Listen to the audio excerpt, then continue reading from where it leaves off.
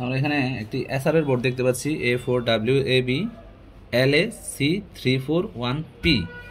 তো বোর্ডটির প্রবলেম হচ্ছে যে প্রথমত পাওয়ার ছিল, ব্যাটারি লাগাইতে গিয়া এটার নো পাওয়ার অবস্থায় চলে আসছে। তো আমরা এখানে যে আমাদের ডিসি মিটারটি আছে, এই মিটারটি আমরা লক্ষ্য করি। এই ডিসি মিটারটি আমাদের কি বলে আর কি, 157, 155, 154, 145, ওকে, 154, আবার 58, 152, 56, 54, ওকে। দ্যাট মিন্স আমরা যখন এখানে পাওয়ার দিয়ে রাখি, সুইচিং করে রাখি, তখন এখানে জাস্ট 1 এবং 62, 66, 65 এই ধরনের একটা রিডিং দিচ্ছে। তো এর মানে কি? এর মানে আমরা একটু এখানে যদি মিটারের মাধ্যমে দেখি, এর মানে হচ্ছে যে আমাদের 19 ভোল্ট পাস হচ্ছে না, ওকে, 19 ভোল্ট পাস হচ্ছে না।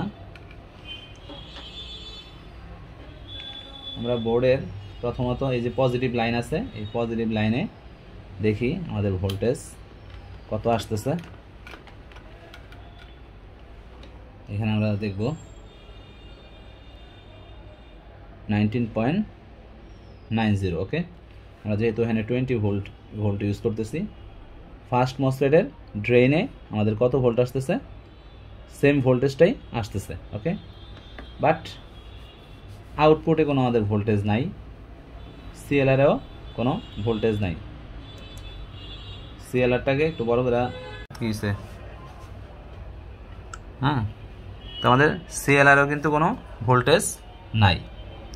তো আমরা এখন কি করব, যে সিএলআরে কেন ভোল্টেজ আসতেছে না সেই কারণটা আইডেন্টিফাই করব। আর কারণটা আইডেন্টিফাই করতে হলে আমার দেখতে হবে যে সিএলআরের মধ্যে কোনো প্রকার শর্ট আছে কিনা, সিএলআরে শর্ট আছে কিনা সেটা দেখতে হবে। তো আমরা এখানে মিটারটিকে ডায়োড মোডে রাখবো। ডায়োড মোডে রেখে আমরা সিএলআরে জাস্ট ধরবো। সিএলআরে ধরার পরে আমাদের মিটারে কিন্তু শো করতেছে অনলি 3। তো আমরা মিটারটিকে শর্ট করাই নিই 0 0। তো এখানে জাস্ট 0 0 শো করতেছে বা 3 শো করতেছে, যাই হোক। তো এটা যদি 100-এর উপরে না থাকে, 3 ডিজিট না থাকে, সেক্ষেত্রে আমরা ধরে নিব যে এখানে শর্ট আছে। বা যদি 98, 95, 67, 100, 3 ডিজিট, এখানে অবশ্যই 3 ডিজিট থাকতে হবে আমাদের মিটারের মধ্যে। বাট এখানে কিন্তু 3 ডিজিট নাই, অনলি একটা ডিজিট দেখাইতেছে, বা এটাকে আমরা 0 0 ধরতে পারি, ওকে। তার মানে কি, বোর্ডের 19 ভোল্ট যে আছে সেটাতে শর্ট আছে। তো 19 ভোল্টের শর্টটা আমরা কিভাবে রিমুভ করব? 19 ভোল্টের শর্ট রিমুভ করার একটা টেকনিক হচ্ছে, আমরা প্রথমত আমাদের মিটারটিকে, ডিসি মিটারকে, এটাকে আমরা 3 ভোল্ট বা 2 ভোল্টে সেট করব এবং অ্যাম্পিয়ার যে অবস্থায় আছে ওই অবস্থায় রাখবো। 5 অ্যাম্পিয়ার সমস্যা নেই, বা এটাকে কমায় দিলেও কমায় দিতে পারি আমরা, বাট আমরা ওটা কমাবো না। দেন আমাদের যে মিটার আছে, মিটারের রেড প্রোব এবং ব্ল্যাক প্রোব, পজিটিভ এবং নেগেটিভ, আমরা নেগেটিভটাকে কি করব, আমাদের যে বোর্ডের গ্রাউন্ড আছে এই গ্রাউন্ডে দিয়ে দিব। এবং আমাদের যে রেড পজিটিভ পিন আছে, এটা আমরা আমাদের যে সিএলআর আছে এই সিএলআর এর মধ্যে আমরা ধরবো। সিএলআরটাতে এভাবে ধরবো, দেখেন। ধরার পরে এইখানে আমাদের অ্যাম্পিয়ার বাড়ছে, বাট আমাদের ভোল্টেজ কিন্তু কমে নাই, ওকে। তো আবার আমরা আরেকটু বাড়াই দেখি, ভোল্টেজটাকে আরেকটু বাড়াই, 5 ভোল্ট করি এখানে।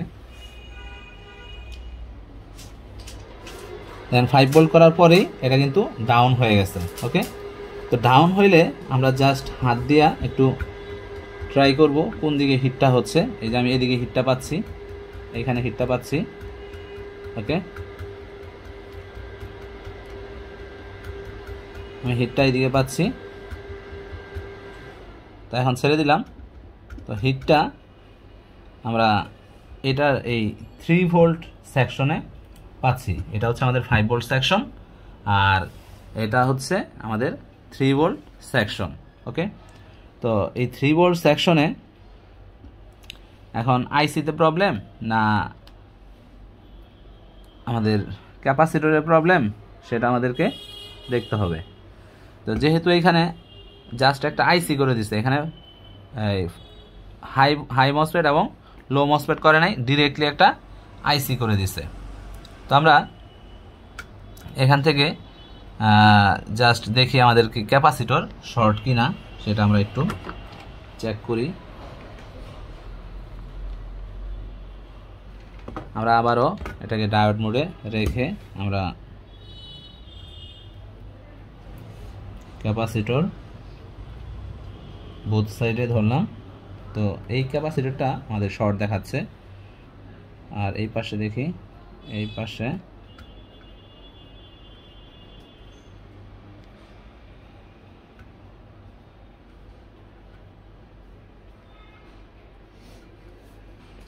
তো ফার্স্ট টাইম আমরা এখানে যে ক্যাপাসিটরগুলো আছে এই ক্যাপাসিটরগুলো তুলে দেখব যে আমাদের আসলে কোনটাতে প্রবলেম।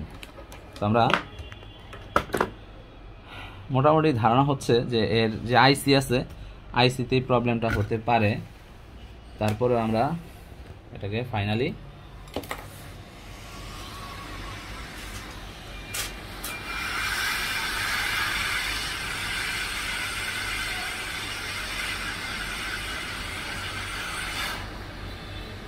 প্রথমে একটা ক্যাপাসিটর তুললাম। একটা ক্যাপাসিটর তুলে আমরা চেক করব যে প্রবলেম সলভ হয়েছে কিনা।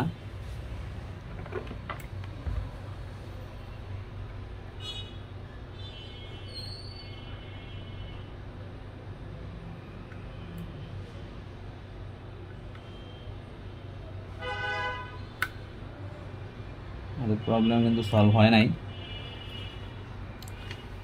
তো আমরা আবার আমরা এটাকেও চেক করতে পারি সরাসরি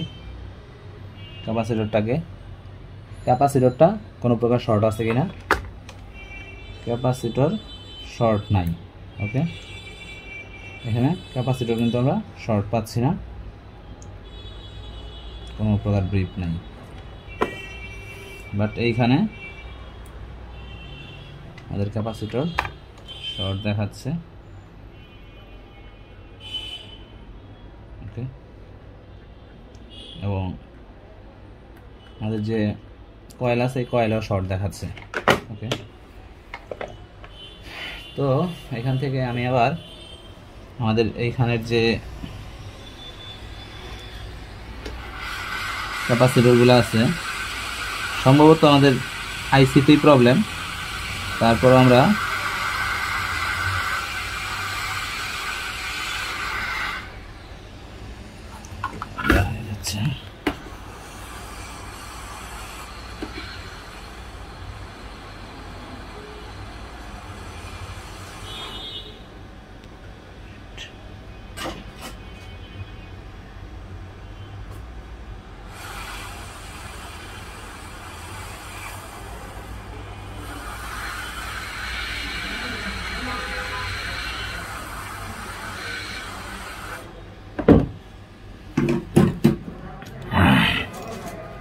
আমরা ক্যাপাসিটরগুলোকে ডিসকানেক্ট রেখে আবার এখন চেক করব।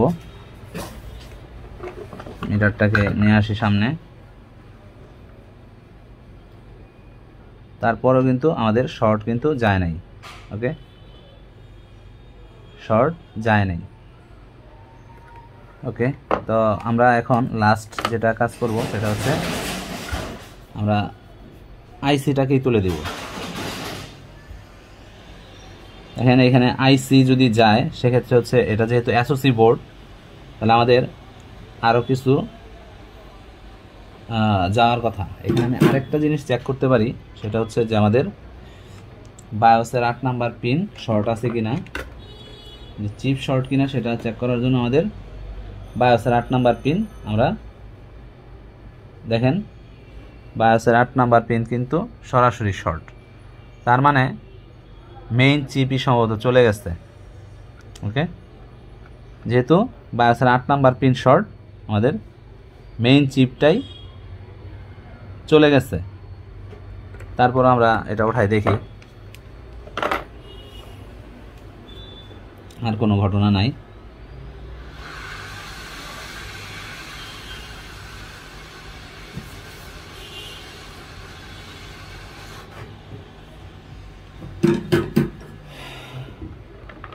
এখন আমরা 3 ভোল্টের আইসিটা তুলে দিছি এবং আমরা সিএলআরে চেক করব। এখন সিএলআর কিন্তু এখনও শর্ট যায় নাই। ওকে, সো আমাদের এই 19 ভোল্ট সরাসরি হচ্ছে এই প্রসেসরে গিয়ে ঢুকছে এবং বায়োসের 8 নাম্বার পিনের শর্টও কিন্তু যায় নাই। ওকে, 3 ভোল্ট শর্ট। আর আমরা যদি এখানে আবার ভোল্টেজ ইনজেক্ট করি সেক্ষেত্রে আমরা দেখব যে আমাদের এইটা হিট হচ্ছে, এসওসি হিট হচ্ছে। ওকে, তার মানে হচ্ছে যে এই বোর্ডটা এই 3 ভোল্ট শর্ট হওয়ার কারণে 3 ভোল্টের সাথে এটার অঙ্গাঙ্গিভাবে কানেক্টেড হচ্ছে অডিও আইসি, তারপর হচ্ছে সিপিইউ। তো 3 ভোল্ট শর্ট হইলে এটার সিপিইউ বা এসওসি চলে যাবে বা চলে গেছে। তো এটা নন রিপেয়ারেবল, তো এটা আর রিপেয়ারেবল না। তো আমাদের যে জিনিসগুলো আমরা খুলছি সেই জিনিসগুলো আবার এখানে লাগায় সেট করে রাখবো।